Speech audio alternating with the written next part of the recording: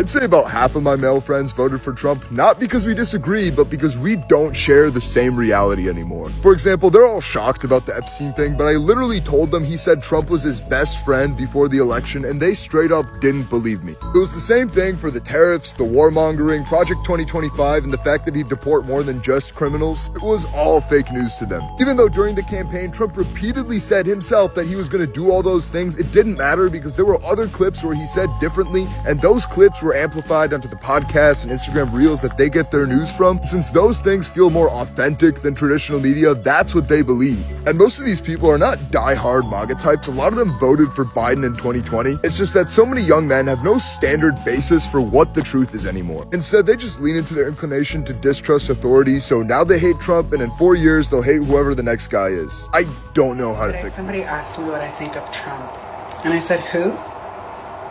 You've probably seen this video before. Go back and watch it. Somebody gets asked what they think of Trump, and they pretend that they don't know who the heck that is. Now, the reason why this video is so popular and why that type of response is so effective is that the people who support him want a reaction from you when they ask you that, especially if you appear to be a person of color. I'm going to introduce you to a concept called racialized emotions, because racists want to get a response from you. They want to get a rise from you. They want fuel or fodder for their perverse little laughter, which translates into power and domination. The reason why this video hit so hard is because, girl, you gave them nothing. I love that. Now, let's zoom out, because what we're seeing in this political moment in the United States is an expression of joy that equates to the performance of superiority and dominance. Exhibit A. Today, after the congressional vote on that, whatever the fuck that was, that bill, you could see Republican lawmakers dancing, laughing, hugging each other, and celebrating the passing of a bill that will financially decimate millions of Americans, either by withdrawing their access to Medicare, withdrawing their access to student loans for higher education, or otherwise cut taxes for billionaires and continue to bleed the working class. So what is so joyful about that? Exhibit number 2. Here we have convicted felon and U.S. President Donald Trump laughing with Governor Ron DeSantis. They are laughing and celebrating the construction of a death camp that will hold migrants in the Everglades Park. Exhibit 3. People are on the internet celebrating that humans, who they deem subhuman, by the way, humans will be eaten by alligators. This is a joke to them. They are celebrating, they are happy, and they're even writing things like, can it be televised? And they're also expressing a desire to see other people put in those detention centers as well, not just immigrants. You'll see their little emoji reactions on Facebook comments where they laugh at each other's jokes. Now, this joy, this laughter at other people's demise doesn't just come from an evil core, although some people are interpreting it that way, right? They're happy about this because they're just plain evil and cruel. There's more to it than that. Sociologist Eduardo Bonilla Silva gives us the lens of racialized emotions to help us make sense of where this vitriol comes from and why it brings these people so much joy. So Bonilla Silva explains that racialized emotions are the feelings that people get when their sense of superiority or inferiority is activated. People actually feel good when they feel that their superiority is secure, when they dominate or humiliate others. That's why racial jokes, the fear of revenge, or joy at other people's suffering aren't random.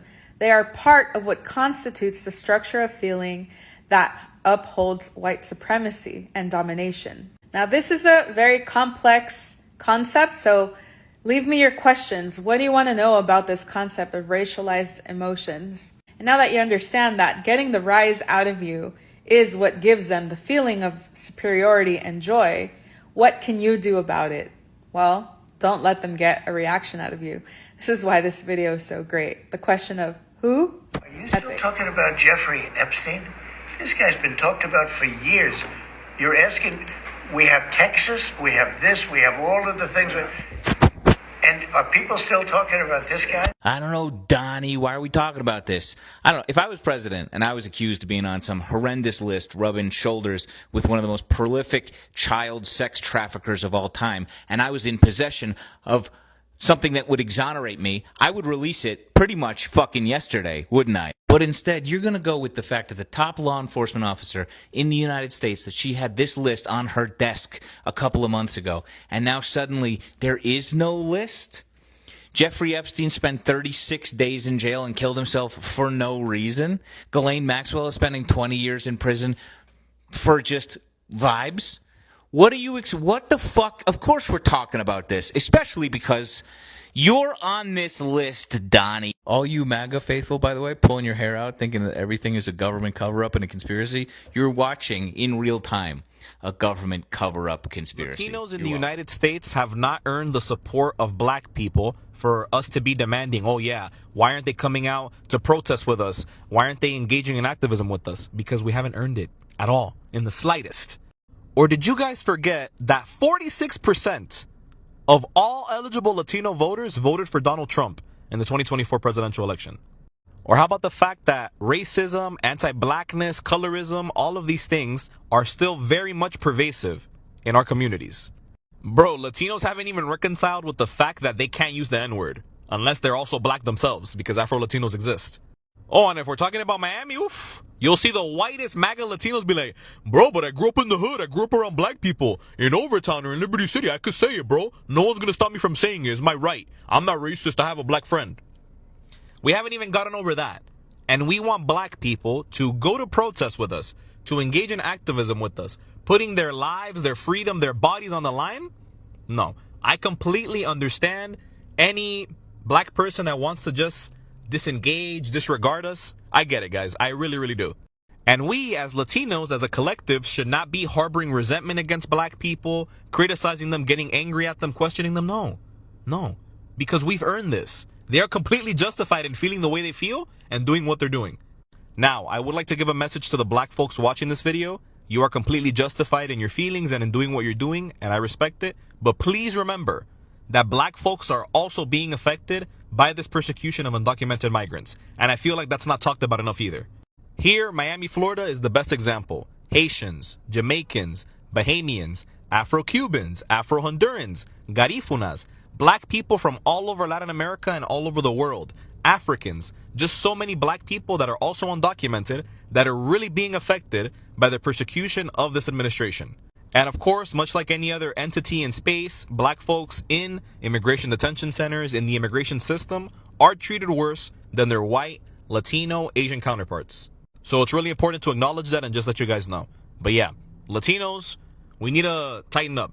If you guys want the support of the black community, then earn it. Demonstrate that we can solve these issues of racism in our own communities, and please stop saying the N-word. If you're not black, don't say the N-word. It's really simple, actually. So, y'all, now, I've never really talked much about the whole Epstein thing. But when I tell you, MAGA is in full meltdown about this whole Jeffrey Epstein thing. There is literally a video of Alex Jones. You know Alex Jones, conspiracy theorist, right? People cheering. You remember. He is sitting in his car crying because they did not release the Epstein list. What? You got Joe Rogan over here calling out Syphilitic Sid, saying that they need to release it. Because remember, they campaigned on that ish, that they were going to release it. And now MAGA is in full meltdown because Blondie, you know who I'm talking about, said there was no list.